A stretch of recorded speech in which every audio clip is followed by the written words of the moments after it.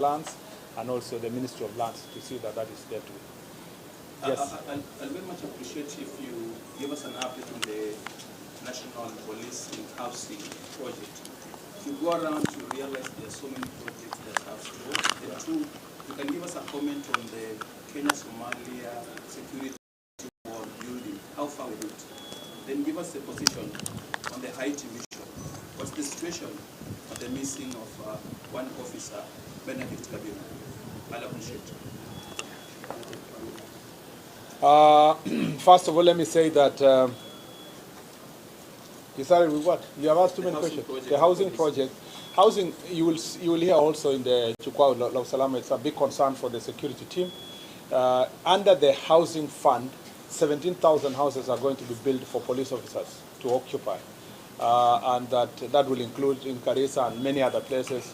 In the next few weeks, the IG can give us an update. Some of the houses have been built and completed, like for example, the one that happened in Tarakaniti. Others are ongoing in different parts of the country. And the IG will give an update in a month or so of the areas that have been identified and the projects, institutional projects on housing our police officers have progressed. Remember also for the prisoners, the prisons in the country also there is a set aside 25,000 houses. So this process is ongoing. I have no doubt that the housing fund is going to deliver the largest number of dignified accommodation for the police officers. And that is part of the welfare issues we are trying to address. We will give you a roadmap of how many have been done and how many are going to be done across the country. The second issue you've asked is about Kenya-Somalia issue of wall and so forth. That is a defense issue. And I'd like to leave that to my colleagues in the Ministry of Defense on that issue and what decision was made and how far it is, because that was a decision made over 10 years ago. And the most competent institution to respond to that issue is the Ministry of Defense. And if I had known in advance that you were going to ask, of course, from a collective responsibility, I would have consulted Honorable Soipan and the CDF before making any response to that issue.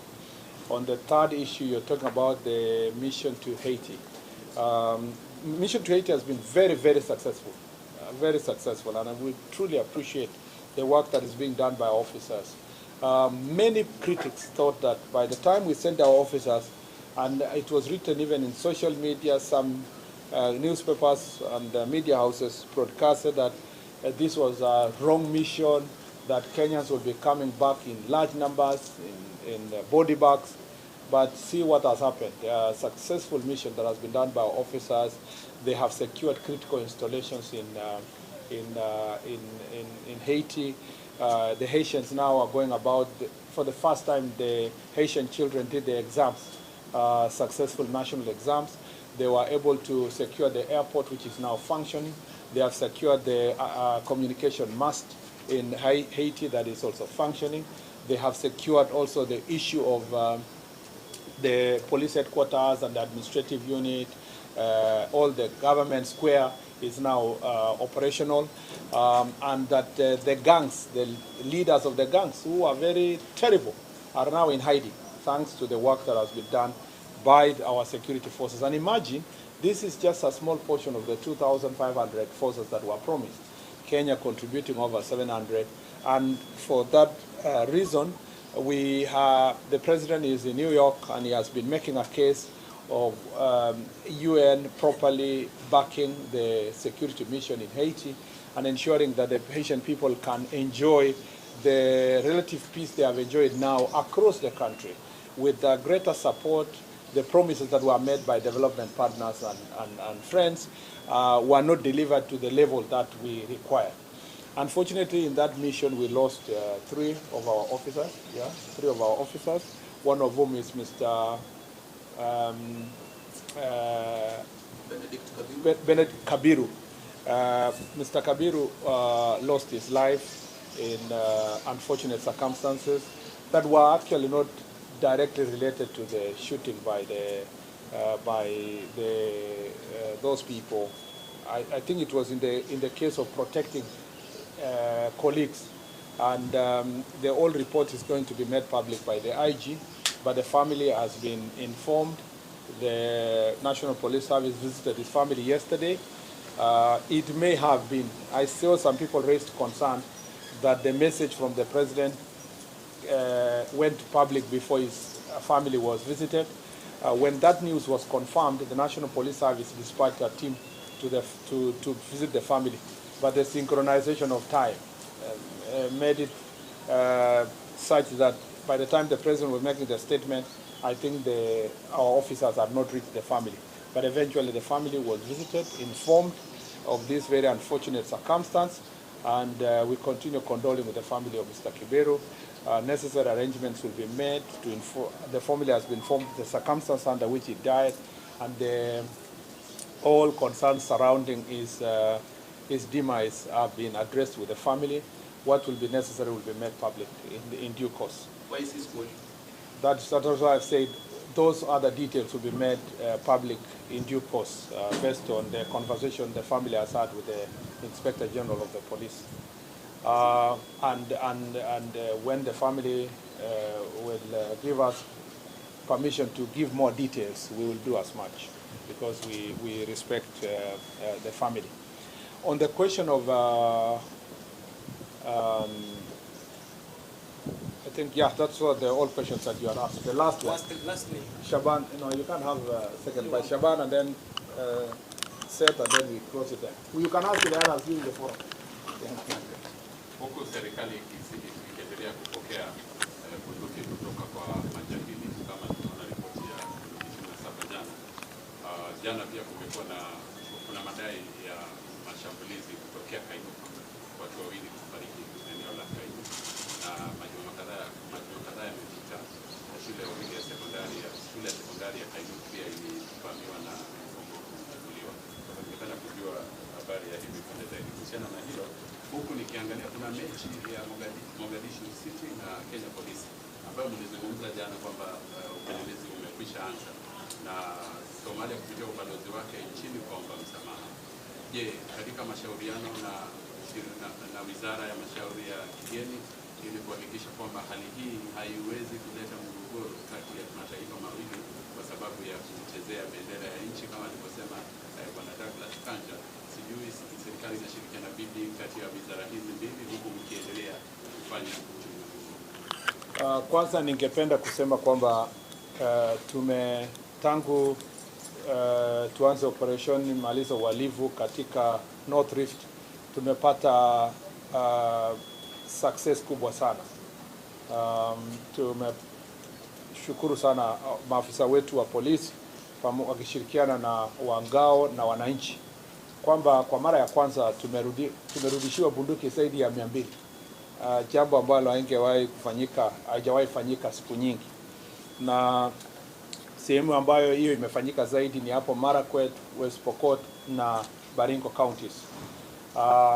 Tulikuwa pia kumetulia pale Kainuka, lakini shida ya Kainuka ni mara mbili. Kuna shida ya wizi wa ng'ombe na pia shida ya kupigania mpaka, na aswa inasitishwa zaidi na ile kupatikana madini pale, aswa gold ambayo imepatikana katika sehemu hiyo.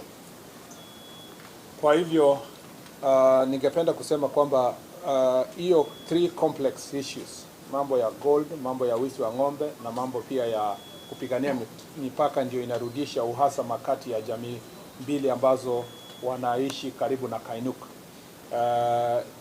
Kwa sababu hiyo imechipuka hivi majuzi, IG ametuma tayari timu yenye inaangalia hiyo maneno, na tutaongeza askari wa kufanya operation upande huo. Tutakapomalizana na kazi ambayo tunafanyika pale hapo Elgeyo Marakwet, West Pokot na Baringo, hiyo itasonga zaidi ifikie sehemu za Aro sub county, sehemu za Central, sehemu ya Amolel mpaka Kainuka pale, na tunataka kuwahimiza viongozi waendelee kushirikiana na polisi kuhakikisha kwamba wale ambao wanalete shida kati ya jamii wameshughulikiwa, na pia wizara ya madini tunajaribu kuwasiliana nao kuona kwamba wale wanafanya biashara ya madini sehemu pale pia wako na leseni ya kutosha na wanaangaliwa, ndio wengine wasitumie majangili kujaribu kuwatisha wenzao kwa minajili ya kujipatia riziki yao ama kwa ubinafsi wao wenyewe. Kwa mambo ya mpira kati na ile kuharibiwa ama kukanyakwa na kuchezewa bendera ya Kenya, ningependa kusisitiza ya kwamba hiyo jambo sio kati ya Kenya na Somalia. Hiyo ni jambo ya kati ya authorities ya Kenya na Wakenya na wenye wamekosea. Hao wawili watatu ni hao binafsi na watachukuliwa hatua ya kisheria kibinafsi. Haikuwa serikali ya Somalia na haikuwa watu wote wa Somalia. Na hatutaki watu pia wa generalize kusema kwamba mtu mmoja akifanya makosa nchi mzima imefanya makosa. Kuna Wakenya pia katika nchi zingine wanakosea na wanachukuliwa hatua ya kisheria kibinafsi, sio kama Kenya. Na kuna Wakenya wanakikosea huko nchi za nje wanapitia njia za kisheria, kama vile si wa Somalia peke yake wamekosea hapa Kenya. Tuko na watu wa kutoka taifa mbalimbali wanafanya makosa tofauti tofauti. Tunapata wengine na madawa ya kulevya, tunapata wengine wanafanya biashara bila leseni, wengine wanafanya makosa. Tunawachukulia hatua kibinafsi, sio kama nchi ambazo wanatoka. Na kwa hivyo tuna uhusiano nzuri sana na nchi ya Somalia. Kuna mawasiliano mazuri kati ya ubalozi wa Somalia nchini Kenya na serikali ya Kenya, na hakuna wasiwasi wowote. Mchezo ambao utachezwa tena pale Ulinzi Stadium itakuwa ni mchezo itakuwa mchezo ambao itakuwa ni mashindano mazuri. Hakuna haja kupigia watu kelele, sitaki kukubali. Nataka niwaombe wa Kenya, hakuna mtu tusijaribu kuja kupigia kelele watu nchi ya Somalia ama mafans wa ile timu yenye inatoka Somalia. Tukue as Kenyans tumekuwa always, hata kwa CHAN tulikuwa tumerise above sectarian small issues, na hiyo sio kitu. Watu wawili watatu ni watoto, haitawahi kuwa ni kisingizio tutatumia kujaribu pia kufanya mabaya kwa jirani. Tuko na uhusiano mwema sana na nchi ya Somalia na inafaa tuendelee pamoja kujenga huo uhusiano, na authorities kama vile IG alisema jana wanashughulikia wale ambao walihusika na kitendo hicho. Asante sana. Ya mwisho, sir. Thank you so much. You answered part of the question I wanted to ask about. There is seeming tension ahead of that match. Kenyans, most of them are very angry, and they feel that now they need to go and retaliate over what will happen on the flood.